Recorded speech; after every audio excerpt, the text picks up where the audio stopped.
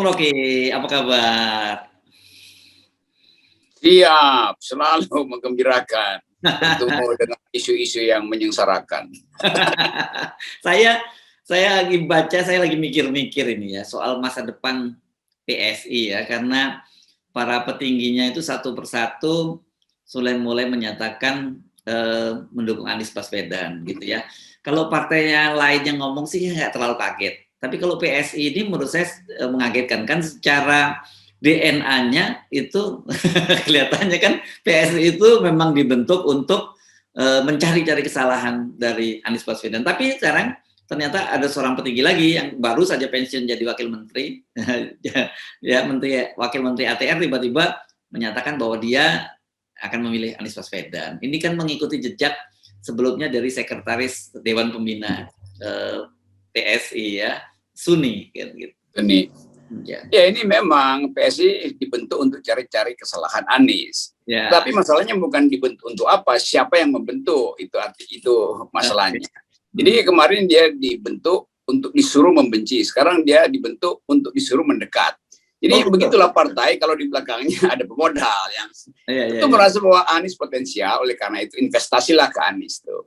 Dan hal yang mendebarkan adalah PSI kehilangan pemodal pada akhirnya, sehingga sangat mungkin ada pemodal baru untuk memanfaatkan PSI. Jadi ini partai yang sebetulnya dulu saya banggakan betul, saya ikut mensponsori pendiriannya karena anak-anak bagus sebetulnya. Ternyata ya sampai di situ aja. Jadi fungsinya memang cuma untuk garuk-garuk jidat sendirilah. Siapa yang berminat oke, masuk di situ. Ini bahayanya kalau sebuah partai yang disebut partai kader gagal untuk menetapkan dari awal posisi politiknya tuh, sehingga terombang-ambing. Dan dalam ombang-ambing itu ya pragmatisme dan oportunisme yang bekerja. Tentu Anies juga merasa kaget kenapa pindah ke situ.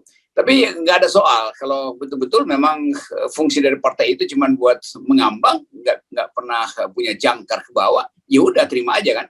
Nanti satu waktu mungkin di dalam kepemimpinan Anies, terus mereka rame-rame mendaftar jadi relawan, terus rame-rame keluar lagi tuh, karena perintah dari bos besar atau senior mereka.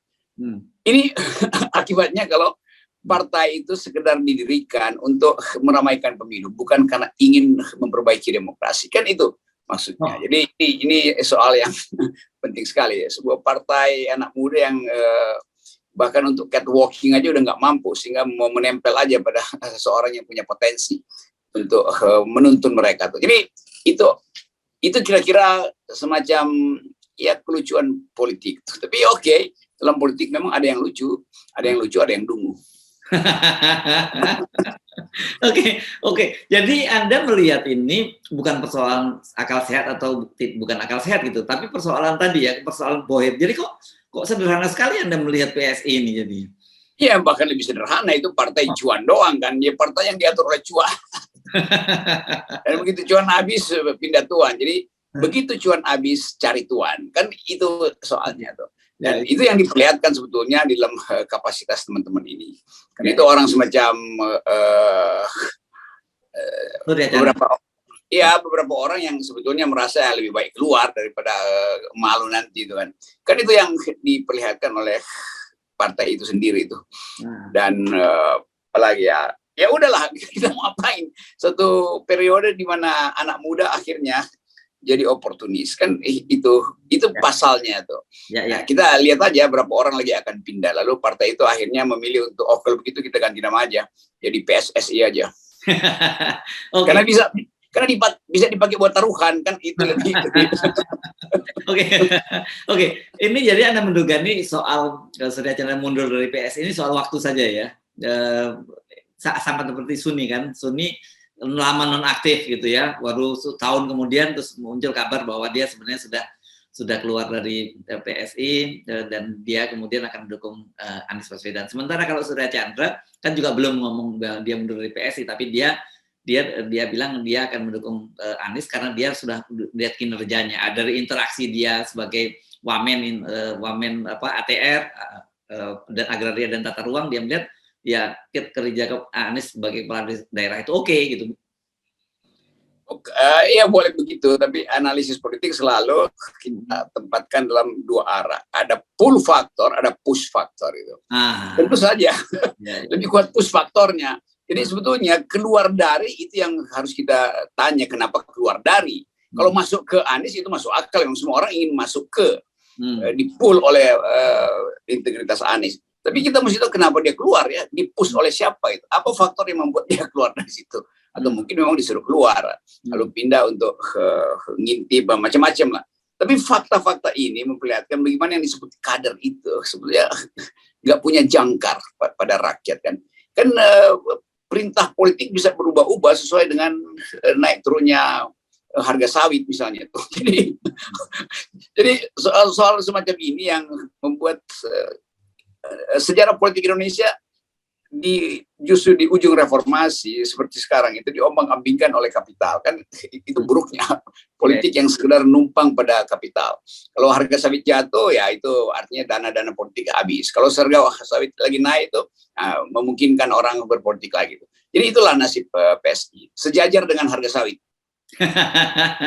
Tapi saya lihat kalau lihat backgroundnya ya Bung Rocky, Surya Chandra ini beda loh dengan kader-kader PSI yang lain gitu. Karena kan dengan Suni misalnya Sekretaris Dewan Pembina sebelumnya yang kita lihat ya kita kenal dia sebagai broker itu antara penguasa dan pengusaha, karena dia ini kan bridging jembatannya antara Ahok dulu dengan para pengusaha. Kalau Surya Chandra ini aktivis, ya dia ini kan dia kenal itu dia LBH, jadi saya tahu semua kader LBH, saya tahu, saya selalu ngajar ke mereka tuh. Jadi kalau Surya Chandra, ya tentu karena itu saya bilang push faktornya apa yang membuat dia keluar dari itu apa? Tentu ideologis pasti kan.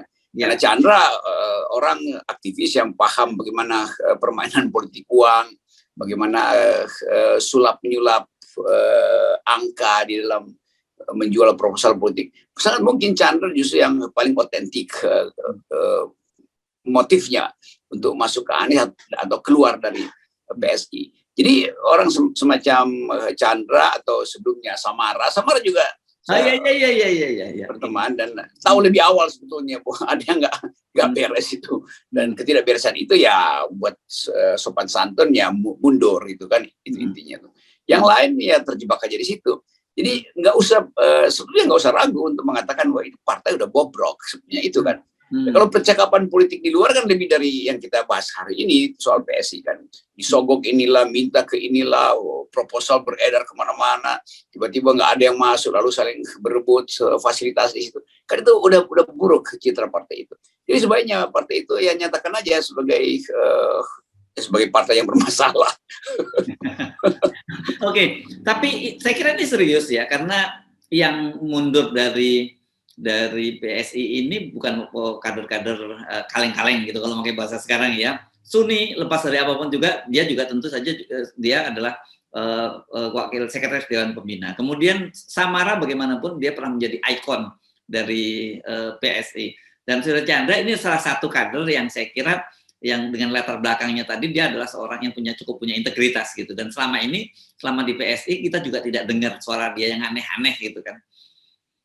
Ya ini partai yang mungkin kalau rubah nama lebih enak, itu bukan lagi partai tapi FSI itu, Fashion Solidaritas Indonesia. Jangan pakai partai supaya aktivitas Fashion Week sebetulnya lebih berguna daripada membuat partai kan. Tapi sekali lagi ada Grace yang mungkin dari awal ingin membenahi partai itu dengan kepemimpinan, tapi juga melihat wah itu udah berat, udah parah, karena opini publik udah keburu anggap ini partai hidup dari dana-dana buzzer kan, itu bahayanya kan. Jadi bahayanya anak-anak muda ini akhirnya jadi contoh buruk dari generasi sekarang, bahwa berpolitik itu ternyata adalah memanfaatkan fasilitas kapital, kan buruk bagi netizen.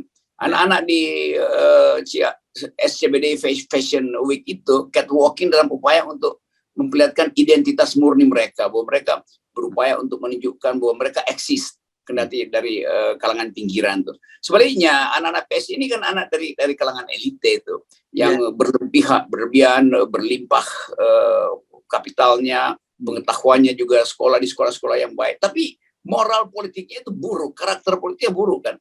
Jadi itu yang saya selalu sebut bahwa sebelum elektabilitas diuji, uji dulu etikabilitas, kan itu intinya tuh. Jadi begitulah jebakan-jebakan. Jadi jebakan material membuat partai itu artinya akhirnya kropos. Jadi partai yang koruptif juga itu secara moral.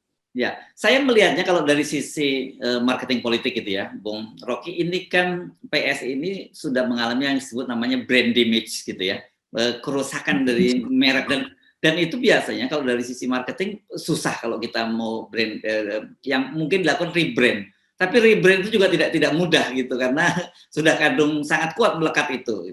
Nah, menurut Anda melihat bagaimana nih masa depan partai ini? Apakah mereka bisa, kalau saya kira mungkin gini, kalau ada seorang manajer yang sangat kuat bisa melakukan turnaround sebagai seorang turnaround artis gitu, bisa membalikan lagi. Kalau ini kan tanda-tandanya decline ya partai ini sekarang.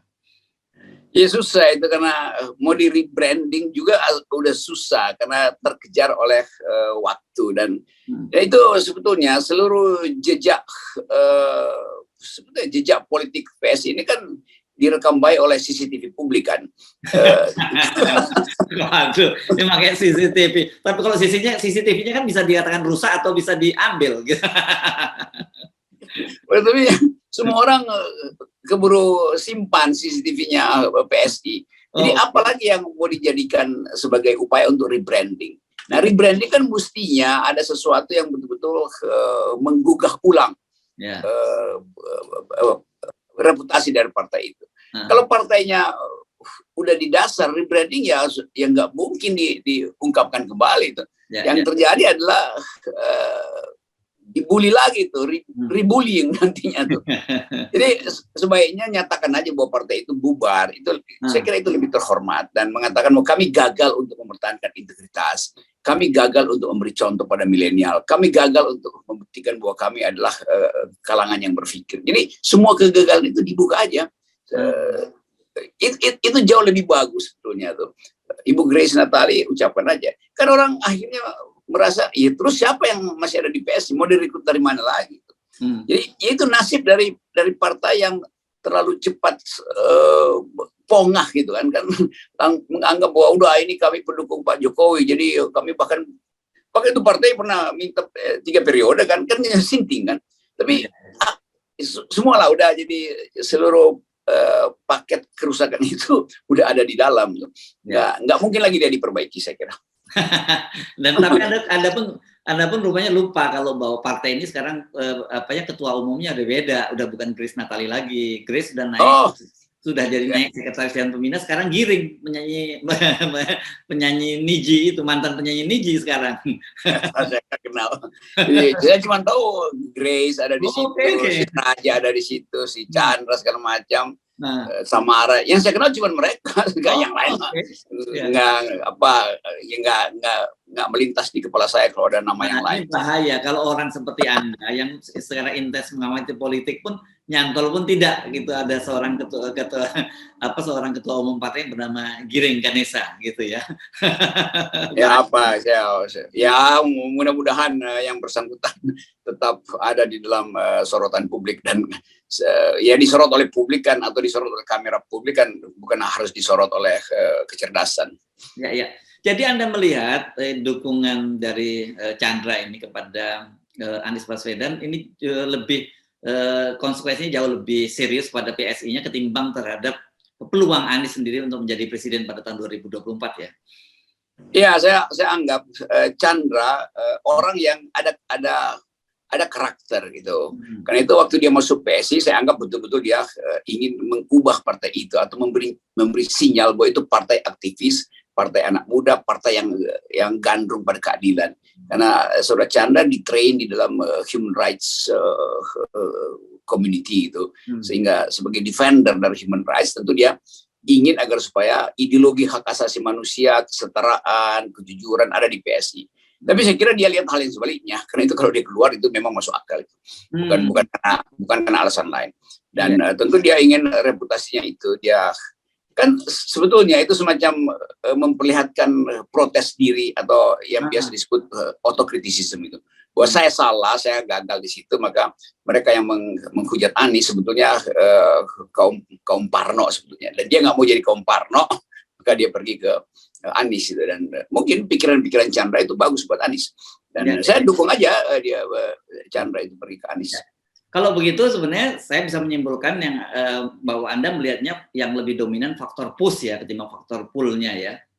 Ya, itu faktor push-nya sebetulnya tuh. Jadi gerah di dalam maka dia keluar.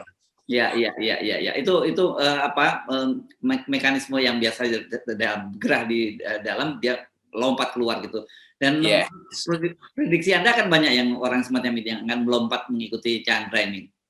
Ya pasti dengan semacam pretext bahwa kan udah ada presiden keluar sama ramai. Iya, tapi motifnya lain. Ini yang lain mungkin akan keluar karena udah nggak dapat amplop. Itu buruk kan motif kalau begitu kan. Jadi mau nyari amplop di tempat lain yang lain. Kalau Chandra saya kira enggak, dia hidup, dia tahu apa yang namanya hidup sebagai politisi, dan bersihlah saudara Chandra ini.